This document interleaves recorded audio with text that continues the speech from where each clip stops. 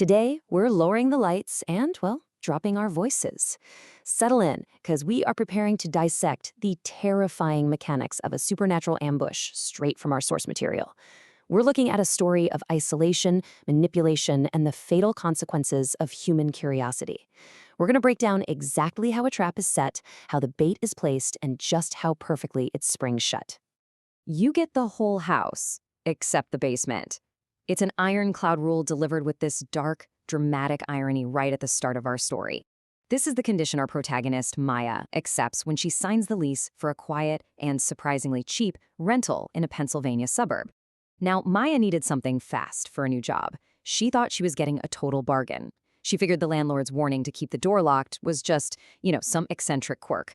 But as we're about to see in this explainer, those few words were actually the foundation of a perfectly designed nightmare. Section 1. The Ironclad Lease Agreement. When Maya hears noises in her cheap new rental, like the faint smell of damp wood or creaky floors, she explains it away. Old houses settle, right? Pipes make noise. But the physical reality tells a completely different story. The basement door, which is right in her kitchen, is solid, heavy wood. And now what's really interesting about this detail is the most crucial part. It has a deadbolt on the outside. You don't put a heavy deadbolt on the outside of a basement door to keep intruders out. You put it there to keep something locked inside. Section 2. Escalation of the unseen. This isn't just some random paranormal activity. It's a highly calculated timeline of escalation. Night 1, at exactly 1:40 a.m., Maya hears slow, measured footsteps from below, like bare feet on concrete. Now, pipes do not walk, but Maya still tries to ignore it. By night 3, she tries to take control. She lightly knocks on the basement door just to prove to herself that nothing is there. And the entity responds. A single knock back, then a softer, almost polite knock. By night 4, the pacing accelerates. The entity arrives earlier, at 12:58 a.m., pacing frantically back and forth until a sudden violent bang hits the door. It's pushing her boundaries, forcing her to acknowledge its presence. So after those terrifying knocks on the third night, Maya calls her landlord. And he doesn't comfort her. He doesn't offer to come investigate. No, instead, he delivers these calculated defensive evasions, deliberately withholding information. He just tells her the basement isn't part of her lease. When she presses him, he actually sighs and delivers this chilling warning. Just don't open it. You won't like what you find. And then he hangs up. This refusal to explain doesn't calm Maya down. It actively feeds her dangerous, mounting curiosity. Section 3. Weaponizing human empathy. After that loud bang on night 4, Maya actually shouts at the door. And then, the silence is broken by a new sound, a voice. It's faint and muffled through the solid wood. A man's voice, pleading. Help, please. When Maya threatens to call the police, the voice suddenly becomes urgent and sharp, begging her not to. He'll hear, it warns. And then Maya hears nothing but slow, wet breathing pressed right up against the other side of the wood. This is a genuinely chilling sensory experience. The entity is perfectly mimicking a desperate, terrified captive, exploiting Maya's basic human instinct to protect the vulnerable. Okay, let's dive into this hunting methodology. It is a flawless predatory algorithm, broken down step by step. Step 1, induce anxiety through pacing and banging, wearing down the victim's rational defenses. Step 2, mimic distress to trigger human empathy, which is a much stronger motivator than fear. Step 3, use that empathy to lure the host into unlocking the physical barrier, the literal one thing the entity cannot do itself. And finally, step 4, the ultimate goal, copying the host's voice to trap the absolute next victim in the cycle. Section 4, crossing the threshold. I really want you to put yourself right there in the kitchen with Maya.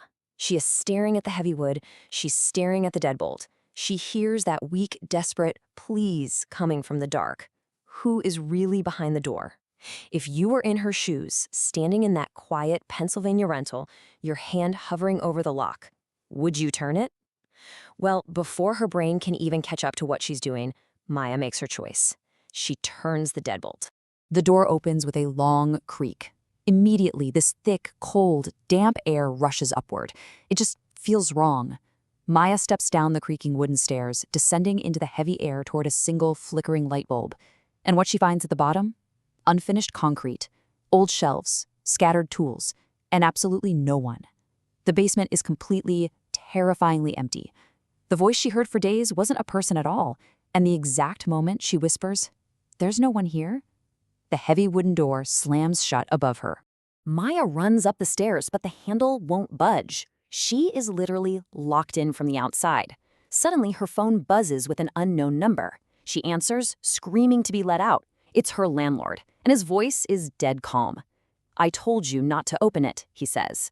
When Maya screams that there is nothing down there, the landlord replies, "Of course there isn't. That's why it needed someone. He knew all along. The cheap rent wasn't a bargain. It was the price of bait."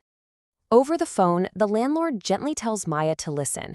From the far, dark corner of the empty basement, Maya hears a soft, dragging sound, something pulling itself across the concrete.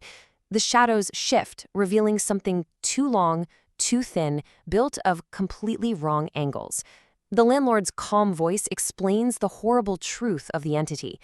It learns, it copies, and once someone opens the door, "Help, please," Maya hears those exact words coming from the top of the stairs, right near the door. But it's not the muffled man's voice anymore. Maya drops her phone in sheer horror. The voice pleading for help from the top of the stairs is her own. It's perfectly mimicking her desperation.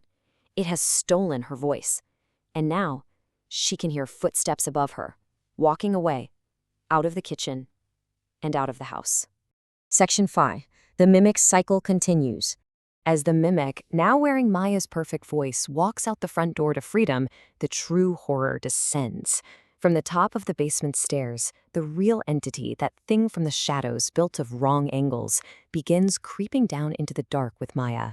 It's already mimicking her breathing. It's mimicking her movements, stepping closer, step by step by step. Maya is trapped in the dark with the original monster, completely isolated from the world above. 7. That's the number of days it took for the landlord to reset the snare. Exactly 1 week later, a new tenant signs the lease for the cheap rental in that Pennsylvania suburb. It is the exact same lease with the exact same warning. You get the whole house except the basement. Door stays locked. And the terrible loop closes perfectly. On the third night of the new lease, at exactly 1:40 a.m., the new tenant hears a sound. A voice coming from behind the heavy wood of the basement door. A voice that is weak, desperate, and incredibly familiar to us. "Help." It's Maya. Maya's voice, Maya's terror, is now the actual bait being used for the next cycle of the trap. The mimic has learned perfectly. And that brings us to the end of our explainer today. We've seen how the trap is built, how empathy is weaponized, and how the cycle of the mimic continues uninterrupted. But I want to leave you with one final thought to take with you into the dark tonight. Imagine standing in your own kitchen, listening at a locked door. If you heard your own voice pleading for help from the other side, would you open the door? Think carefully about your answer. Until next time, stay curious and keep your doors locked.